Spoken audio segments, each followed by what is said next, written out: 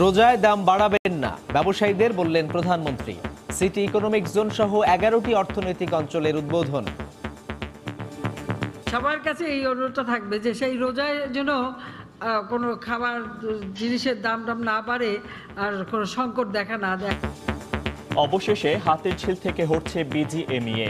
12 April উত্তরায় চালু হচ্ছে নতুন ভবনের কার্যক্রম।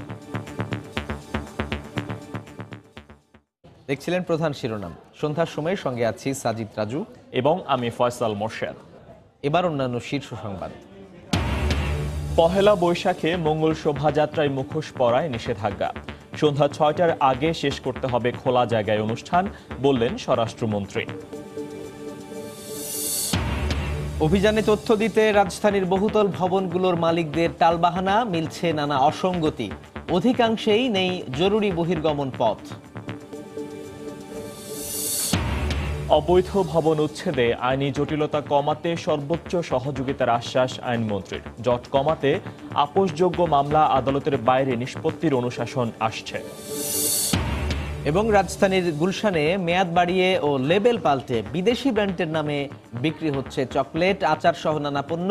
3 প্রতিষ্ঠানকে 50 লাখ টাকা জরিমানা।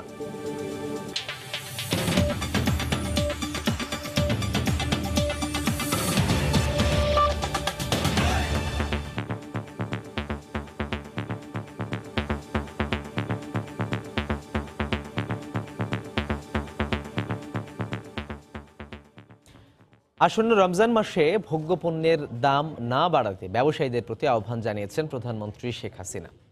সকালে গণভবন থেকে ভিডিও কনফারেন্সের মাধ্যমে বাংলাদেশ অর্থনৈতিক অঞ্চল কর্তৃপক্ষের আওতায় সিটি ইকোনমিক জোন সহ নতুন 11টি অর্থনৈতিক অঞ্চলের উদ্বোধনী অনুষ্ঠানে এই কথা বলেন তিনি। এই সময় প্রধানমন্ত্রী বলেন, সরকারি বেসরকারি খাতের সমন্বয়েই সমৃদ্ধির পথে দেশকে এগিয়ে নিতে হবে।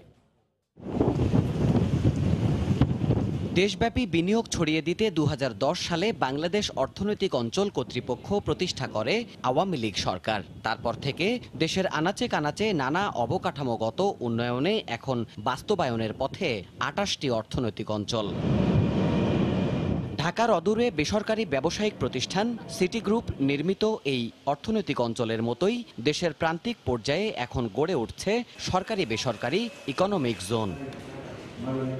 বুধবার সকালে গণভবন থেকে ভিডিও কনফারেন্সের মাধ্যমে 11টি নতুন অর্থনৈতিক অঞ্চল উদ্বোধন, 13টির ভিত্তিপ্রস্তর স্থাপন, 16টি শিল্প প্রতিষ্ঠানের বাণিজ্যিক কার্যক্রম, 20টি কলকারখানার ভিত্তিপ্রস্তর এবং 5টি চলমান প্রকল্পের উদ্বোধন করেন প্রধানমন্ত্রী শেখ হাসিনা। অনুষ্ঠানে প্রধানমন্ত্রী বলেন, লক্ষ্য স্থির রেখে কাজ করলে দেশ সামনে এগিয়ে যায়। গত 1 দশকে তার প্রমাণ দিয়েছে আওয়ামী লীগ। আমাদের সব কাজের মূল লক্ষ্যটা হচ্ছে কর্মসংস্থান। আমার দেশের কোনো তরুণ বেকার থাকবে না, তারা ট্রেনিং পাবে। আমরা যেমন ট্রেনিংয়ের ব্যবস্থা করে দিচ্ছি, পাশাপাশি শিক্ষার ব্যবস্থা করে দিচ্ছি। আমাদের এখন এগিয়ে যাওয়ার পালা। এই এগিয়ে যাওয়ার গতিশীলতা আমাদের ধরে রাখতে হবে, আর সেটা সম্ভব হবে সরকারি বেসরকারি খাত উভয়ের সম্মিলিত প্রচেষ্টায়। এ সময় সরকারি বেসরকারি উদ্যোগের সমন্বয়েই সমৃদ্ধ দেশ গড়ে তুলতে হবে উল্লেখ করে রোজায় ভোগ্যপণ্যের বাজার স্থিতিশীল রাখতে ব্যবসায়ীদের আহ্বান জানান তিনি। সামনে রোজা, ওই চিনির সমস্যা যেন না হয়, তেলের সমস্যা যেন না হয়, সেটা একটু ভালোভাবে দেখবেন। এটা এই অনুরোধটা থাকলো আমার সবার কাছে। এই অনুরোধটা থাকবে যে সেই রোজায় যেন কোনো খাবার জিনিসের দাম না বাড়ে আর কোনো সংকট দেখা না দেয়, এখন থেকে একটু প্রস্তুতি নিলে। পরে অর্থনৈতিক অঞ্চল সংশ্লিষ্ট 6 জেলায় উদ্যোক্তা ও স্থানীয়দের সঙ্গে কথা বলেন প্রধানমন্ত্রী। এ সময় নতুন অর্থনৈতিক অঞ্চলের আনুষ্ঠানিক যাত্রা শুরুর দিনে বিনিয়োগ বাড়ানো ও নতুন কর্মসংস্থান তৈরির অঙ্গীকার করেন উদ্যোক্তারা। দেশের শীর্ষস্থানীয় শিল্প প্রতিষ্ঠান সিটি গ্রুপের চেয়ারম্যান আশা করছেন, প্রায় 20,000 মানুষের কর্মসংস্থানের সুযোগ সৃষ্টি হবে সিটি ইকোনমিক জোনে। সিটি ইকোনমিক জোনে আমরা প্রায় 5,000 কোটি টাকা বিনিয়োগ করেছি। আরও 15,000 কোটি টাকা বিনিয়োগ করার জন্য পরিকল্পনা করেছি। বর্তমানে আমরা আনুমানিক 8,000 লোকের কর্মসংস্থান করেছি। এর মধ্যে প্রায় 1,000 মহিলা কর্মী আছেন। ইকোনমি জোনের কাজ সম্পন্ন হলে আরও প্রায় 12,000 লোকের কর্মসংস্থান হবে আশা করি। এছাড়া প্রতিটি অর্থনৈতিক অঞ্চলে ভূমির স্থানীয় মালিক ও প্রতিবন্ধীদের কাজের সুযোগ তৈরি করে দিতে বিনিয়োগকারীদের নির্দেশ দেন সরকার প্রধান। প্রত্যেকটা ইকোনমিক জোনে ইন্ডাস্ট্রিতে কেউ না কেউ প্রতিবন্ধীদের চাকরির ব্যবস্থা করে দেবে। দেবাশিস রায়, সময় সংবাদ, ঢাকা। অবশেষে হাতিরঝিল থেকে সরে যাচ্ছে তৈরি পোশাক শিল্প মালিকদের শীর্ষ সংগঠন বিজিএমইএ এর সকল কার্যক্রম। উদ্বোধন করা হয়েছে উত্তরার নতুন ভবন। দুপুরে গণভবন থেকে ভিডিও কনফারেন্সের মাধ্যমে উত্তরায় বিজিএমইএ এর নতুন ভবন উদ্বোধন করেন প্রধানমন্ত্রী শেখ হাসিনা। দ্রুত ভবন স্থানান্তর করায় ধন্যবাদ জানিয়ে প্রধানমন্ত্রী বলেন, আদালতের রায় মানতে হবে। অবশেষে আদালতের নির্দেশ মেনে হাতিরঝিল থেকে সরে যাচ্ছে তৈরি পোশাক শিল্পের মালিকদের সংগঠন বিজিএমইএ ভবনের সকল কার্যক্রম। 2011 সালে আদালত থেকে ভবনটি হাতিরঝিলের 20 ফোড়া আখ্যা দেওয়ার পরও আইনি লড়াই চালিয়ে যায় বিজিএমইএ। বারবার সময় বাড়িয়েও শেষ রক্ষা হয়নি, তাই 12 এপ্রিল সবশেষ বেঁধে দেওয়া সময়ের আগেই নতুন ভবনের যাত্রা শুরু। উত্তরার 17 নম্বর সেক্টরের নতুন ভবন থেকে উদ্বোধনী অনুষ্ঠানে যোগ দেন বিজিএমইএ নেতৃবৃন্দ ও পোশাক শিল্পের ব্যবসায়ীরা। এ সময় প্রধানমন্ত্রীর কাছে 5% হারে রফতানিতে নগদ সহায়তা চান তারা। আমাদেরকে আর কেউ বলতে পারবে না যে আমরা অন্যায়ভাবে কোথাও আছি, এবং যদিও আমরা ওখানে অন্যায়ভাবে ছিলাম না, আমি কখনো বিশ্বাস করি না, স্বীকারও করি না। আমাদের প্রতিটা ফ্যাক্টরি কিন্তু আজকে লসে চলতেছে। অতএব আমি আপনার কাছে অনুরোধ করব, আমাদেরকে অন্ততপক্ষে আগামী 1 বছরের জন্য 5% হারে যারা আলটিমেট এক্সপোর্ট করে তারা যেন নগদ সহায়তা পায়। ভিডিও কনফারেন্সের মাধ্যমে বিজিএমইএ প্রতিনিধিদের সঙ্গে কথা বলেন প্রধানমন্ত্রী। এরপর 110 কাঠার উপর নির্মিত নতুন ভবনের উদ্বোধন করেন। এ সময় অর্থনীতিকে শক্তিশালী করতে ব্যবসায়ীদের আহ্বান জানান তিনি। যে ভবনটা এখন হাইকোর্টের রায় পরিত্যক্ত করতে হচ্ছে, ওই জমিটাও কিন্তু আমার দেয়া ছিল, কিন্তু ওই জায়গায় নয়। ঠিক সোনারগাঁ হোটেলের সাথে মিল রেখে ওখানে আমরা জায়গা দিয়েছিলাম। আর তখন কিন্তু আমার একটা অনুরোধ ছিল, ঠিক ওই জায়গাটাই যেন করা, কোনো মতে যেন ভবনটা খালের ভিতরে না যায়। বেসরকারি খাতকে সবচেয়ে বেশি গুরুত্ব আমি দিয়েছি এবং প্রতিটি খাতকে উন্মুক্ত করে দিয়েছি, যাতে আরো বেশি ব্যবসা বাণিজ্য হয়। 13 তলা বিশিষ্ট বিজিএমইএ কমপ্লেক্সের পূর্ব পশ্চিম ভবনের মাঝখানে থাকবে 550 আসনের একটি মিলনায়তন। পশ্চিম ভবনের 4র্থ তলায় থাকবে একটি সুইমিং পুল।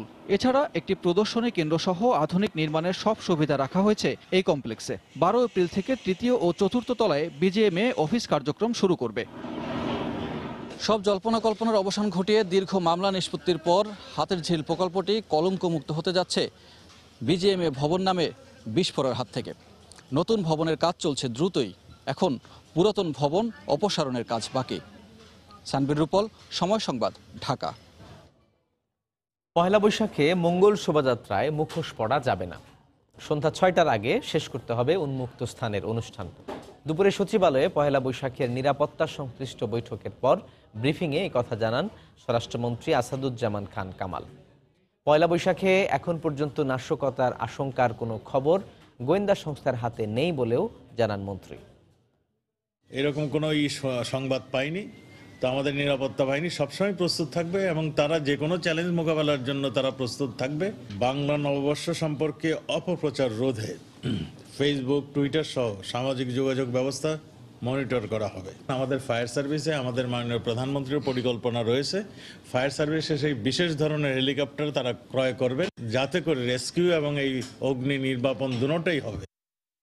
অগ্নি নিরাপত্তার তথ্য সংগ্রহের কাজে গিয়ে রাজধানীর বহুতল ভবনগুলোতে মিলছে নানা অসঙ্গতি। মূল নকশার তোয়াক্কা না করে নির্মিত হয়েছে এক একটি ভবন, রাখা হয়নি জরুরি বহির্গমন পথ।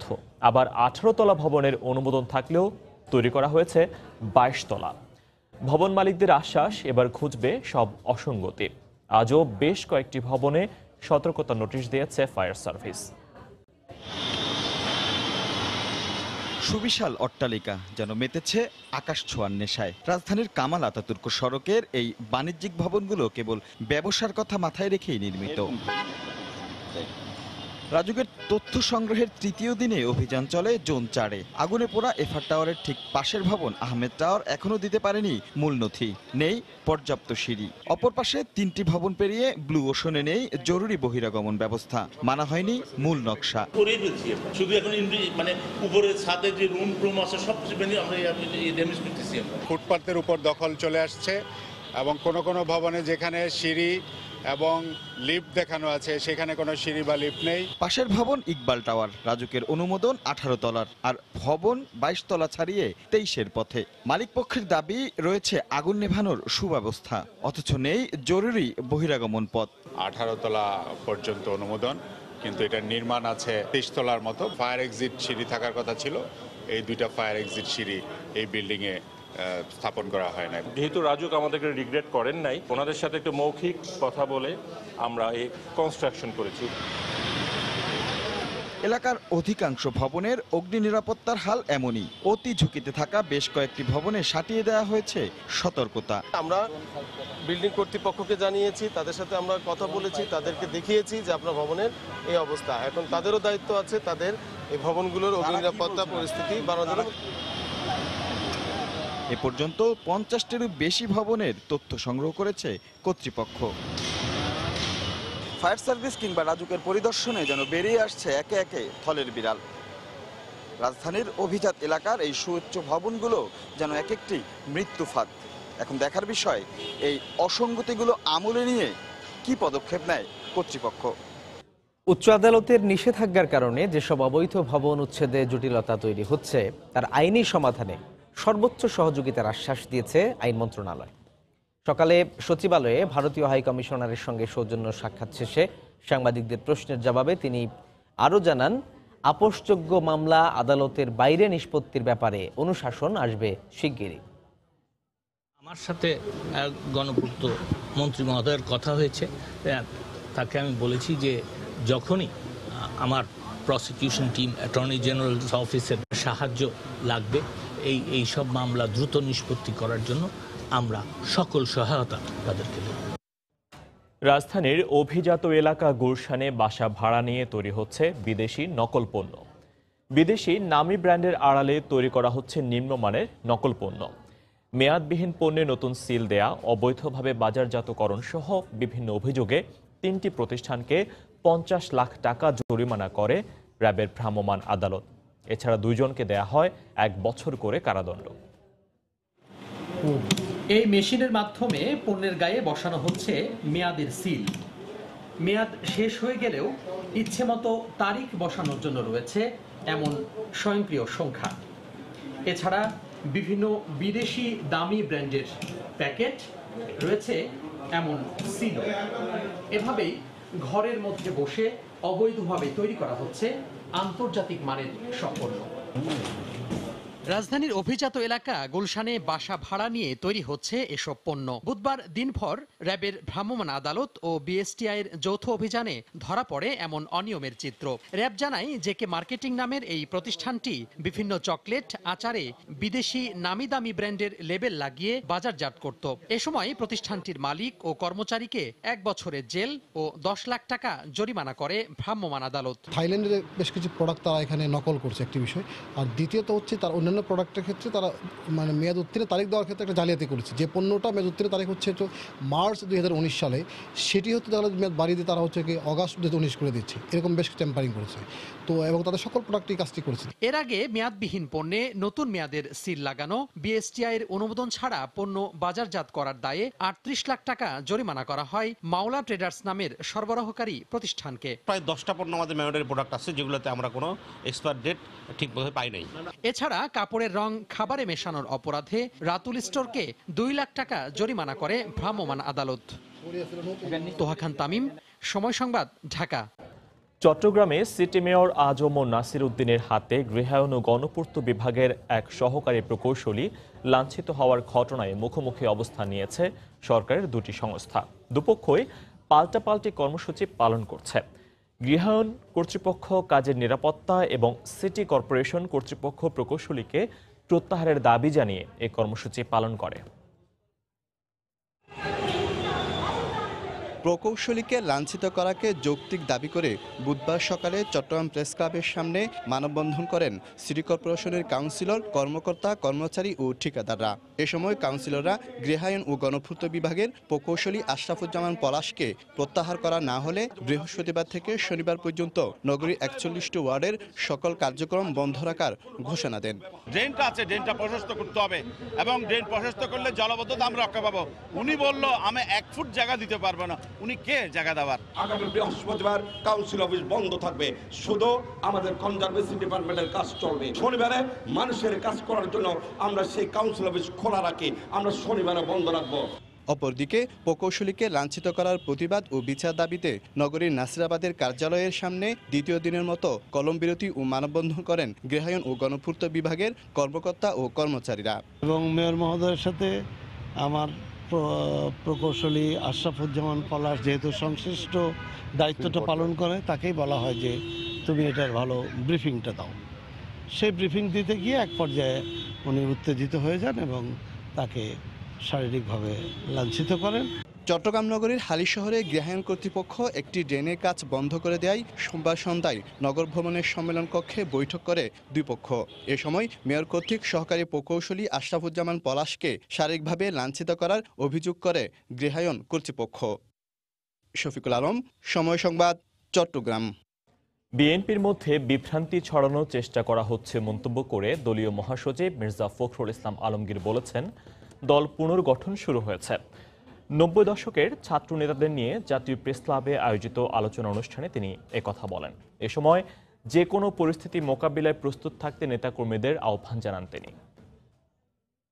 একটা সংকট আছে, এই সংকটটা কিন্তু শুধু বিএনপির সংকট নয়। আজকের এই সংকট এত গভীর সংকট, এটা হচ্ছে জাতির সংকট, এটা রাষ্ট্রের সংকট। কারণ এই রাষ্ট্র থেকে চিরতরে গণতন্ত্রকে বিসর্জন দেওয়ার আয়োজন প্রায় সম্পন্ন হয়ে গেছে। এটাকে একটা একদলীয় শাসন ব্যবস্থায় নিয়ে যাওয়ার জন্য সমস্ত চক্রান্ত প্রায় সম্পন্ন। আমাদের যে গণতন্ত্র, সেই গণতন্ত্রকে ফিরিয়ে আনার জন্য আমাদেরকে জনগণকে সঙ্গে নিয়ে আন্দোলনে নামতে হবে। মৌসুমের শুরু থেকে কখনো কুয়াশা, আবার কখনো কড়া রোদ, মাঝে মধ্যে শিলাবৃষ্টি। আবহাওয়ার এমন বৈরী আচরণে রাজশাহীর বাগানগুলোতে ঝরে পড়ছে আমের গুটি। তাই আম উৎপাদনের প্রত্যাশিত লক্ষ্য পূরণ নিয়ে শঙ্কায় বাগান মালিকরা। তবে এতে উদ্বিগ্ন হওয়ার কোনো কারণ দেখছেন না ফল গবেষকরা। রাকিবুল হাসানের রিপোর্ট, ক্যামেরায় ছিলেন হাবিবুর রহমান পাপ্পু। মৌসুমের শুরুতে রাজশাহীর বাগানগুলোতে আসে আমের আগাম মুকুল। যত্ন আর পরিচর্যায় জেলার 18,000 হেক্টর বাগানের মালিকদের স্বপ্ন যেন গুটি বাঁধে গাছের ডালে ডালে। কিন্তু চৈত্রের শুরুতে শিলাবৃষ্টি, কখনো সূর্যের প্রখর তাপে পুড়েছে রাজশাহীর আম বাগানগুলোর মুকুল, ঝরে পড়েছে গুটি। প্রকৃতির এমন বিরূপ আচরণে প্রত্যাশিত উৎপাদন নিয়ে শঙ্কিত বাগান মালিকরা। রোদের যে তাপ, এই গরমের আবহাওয়ার জন্য গুটি পড়ে যাচ্ছে, কারণ নিচে তো রস নাই, যেহেতু বৃষ্টি নাই, বৃষ্টি না থাকার জন্য হয়তো মুকুল গান টিকছে না। এই নিয়ে অনেক চিন্তিত। এখন শেষ পর্যন্ত বলা যাচ্ছে না যে আমের ফলাফল কি হতে পারে। যেগুলো পরামর্শ দেওয়া দরকার ছোটখাটো, এগুলো আমরা কৃষকদেরকে প্রতিনিয়ত দিচ্ছি, যাতে কৃষকরা এবার ফলনটা ভালো পেতে পারে। শঙ্কা আরো বাড়িয়েছে আবহাওয়া অফিসের পূর্বাভাস। এতে বলা হয়েছে, রাজশাহীতে চৈত্রের শুরুর দিকের 35 ডিগ্রি তাপমাত্রা আবহাওয়ার বৈরিতারই ইঙ্গিত দেয়। বরেন্দ্র অঞ্চল, আমাদের পাশে পদ্মা নদী, এর একটা এফেক্ট আছে, কারণ সেখানে বালুকণা প্রতিনিয়ত উত্তপ্ত হচ্ছে। শুষ্কতার কারণে এখানে প্রতি বছরই তীব্র গরম অনুভূত হয় এবং এবারও তীব্র গরম অনুভূত হবে। এই অবস্থায় শঙ্কা দূর করতে বাগান মালিকদের সহায়তায় নানা পরামর্শ দিচ্ছেন ফল গবেষকরা। প্রতি লিটার পানিতে 20 গ্রাম ইউরিয়া দিয়ে যদি মটর দানা সাইজের আমি স্প্রে করা হয়, তাহলে কিন্তু গুটি ঝরা অনেক রোধ হবে। জেলা কৃষি সম্প্রসারণ অধিদপ্তরের তথ্য মতে এবছর জেলায় 2,13,426 মেট্রিক টন আম উৎপাদনের লক্ষ্যমাত্রা নির্ধারণ করা হয়েছে। রাকিবুল হাসান, সময় সংবাদ, রাজশাহী। এ পর্যায়ে শীর্ষ সংবাদ জানিয়ে দিচ্ছি আরো একবার। রোজায় দাম না বাড়াতে ব্যবসায়ীদের প্রধানমন্ত্রীর আহ্বান। সিটি ইকোনমিক জোন সহ 11টি অর্থনৈতিক অঞ্চলের উদ্বোধন। অবশেষে হাতের ঝিল থেকে সরছে বিজিএমইএ। পহেলা বৈশাখে মঙ্গল শোভাযাত্রায় মুখোশ পরায় নিষেধাজ্ঞা। সন্ধ্যা 6টার আগে শেষ করতে হবে খোলা জায়গায় অনুষ্ঠান, বললেন স্বরাষ্ট্রমন্ত্রী। অভিযানে তথ্য দিতে রাজধানীর বহুতল ভবনগুলোর মালিকদের তালবাহানা, মিলছে নানা অসঙ্গতি। অধিকাংশেই নেই জরুরি বহির্গমন পথ। রাজধানীর গুলশানে মেয়াদ বাড়িয়ে ও লেবেল পাল্টে বিদেশি ব্র্যান্ডের নামে বিক্রি হচ্ছে চকলেট, আচার সহ নানা পণ্য। 3 প্রতিষ্ঠানকে 50 লাখ টাকা জরিমানা। এবং বৈরী আবহাওয়ায় রাজশাহীতে ঝরে পড়ছে আমের গুটি। শঙ্কায় বাগান মালিক, উদ্বিগ্ন হওয়ার কিছু নেই বলছেন গবেষকরা।